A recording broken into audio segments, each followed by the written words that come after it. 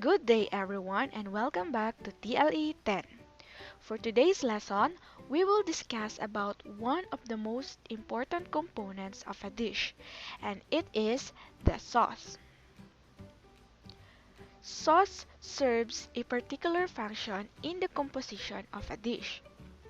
It is said that it enhances the taste of the food to be served as well as add moisture to the food that are cooked dry.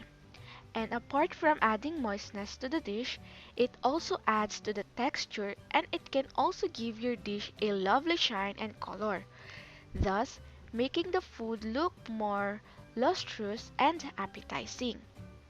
Imagine a spaghetti without a sauce, or a fried chicken without a gravy. They look bland and boring, right?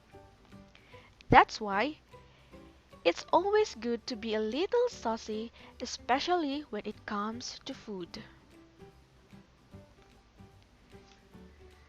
Now, let's talk about the five classifications of sauce, or sometimes we call them the five mother sauces.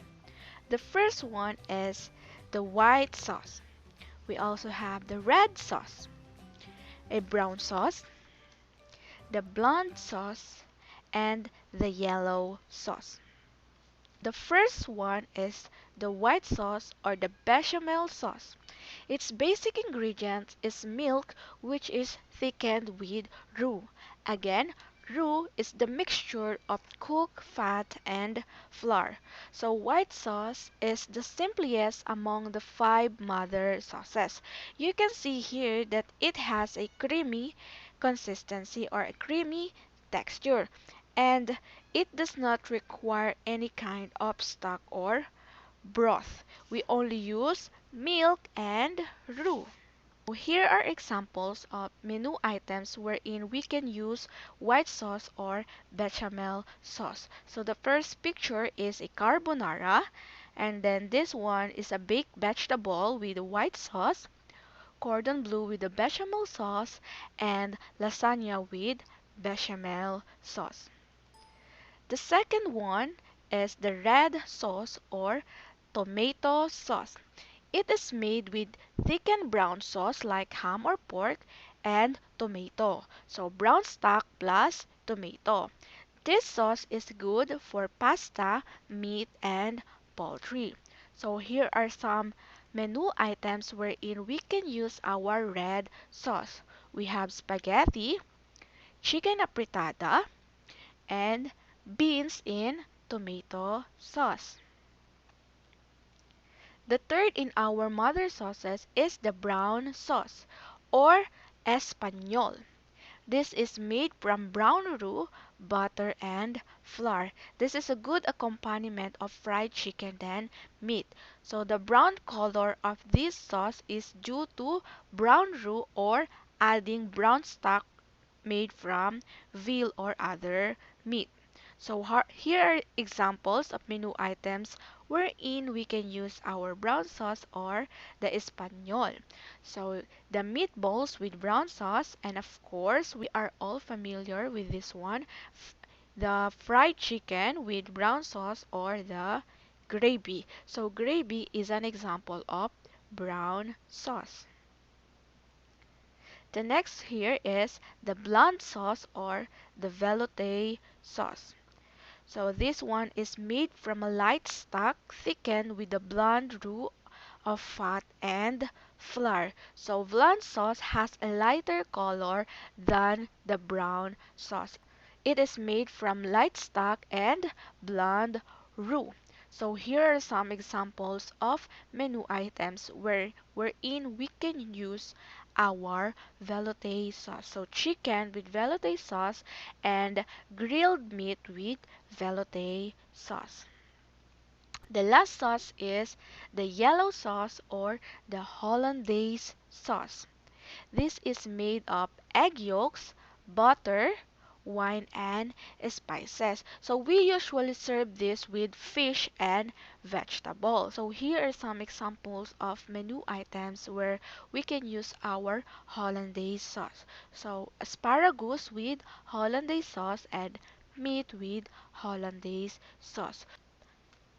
Now let's proceed to the thickening agent used for preparing sauces. Of course, thickening agent are very important when we prepare sauces because it thickens sauce to the right consistency. Its sauce must be thick enough to cling lightly to the food.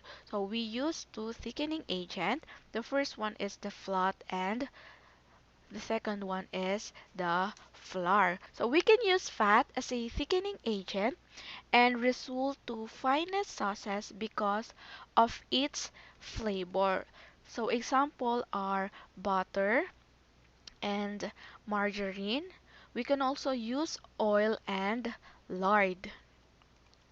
So the next one is the flour. So the thickening power of a flour depends on starch contents. Now when we say slurry, this is mixing the starch with a cold liquid. Now we all know that roux refers to the mixture of starch and fat. So we have different kind of roux. The white roux, the blonde roux, and the brown roux. So white roux is being cooked just enough to cook the raw taste of flour.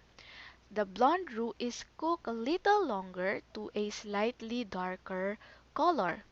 And the brown roux is cooked to a light brown color and have a nutty aroma. So flour may be browned before adding to the pot. Now we have here the pictures of the different kind of roux. So the white roux is usually used for making bechamel and other white sauces based on milk. And then blonde roux is used for making velouté sauce.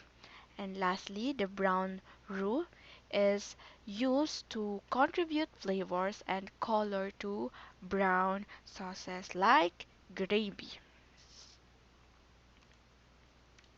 Methods of preparing sauces. So we have five methods of preparing sauces. The first one is the reduction.